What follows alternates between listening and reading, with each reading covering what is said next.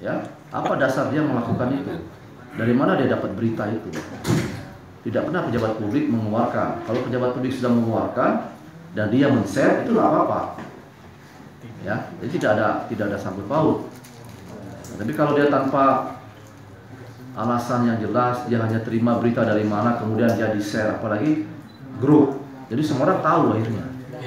Ya, ini sangat bahaya. Apakah ada sanksi tegas, Bang, seperti pemblokiran akunnya, Bang? Ya, nanti kita lihat nanti. Ya, kalau memang ternyata akunnya tersebut sangat membahayakan, ya kita minta Menkominfo nanti supaya diblokir. Ya, kalau ternyata akun itu banyak sekali membuat berita hoax dan Polri melakukan penyidikan itu betul, ya kita minta kepada Menkominfo supaya diblokir. Semua itu sosial media, Bang, yang Instagram itu ya? Oh iya, dan sebenarnya sudah banyak jadi diblokir oleh Menkominfo. Ya, karena yang berhak memblokir itu adalah Menkominfo nantinya.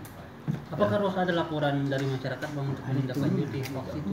Yang merasa dirugikan mungkin. Ya, artinya begini, masyarakat kalau merasa dirugikan terhadap pemberitaan, silakan.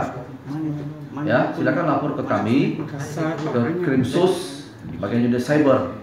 Ya, kami pun juga akan melakukan patroli cyber terhadap konten-konten tersebut. Ya, kita ada cyber troop. Jangan salahkan nanti kalau mereka kita tangkap ya karena menyebarkan berita hoax. Kemarin yang parah, Bang, yang penculikan katanya di Batuara itu, di mana?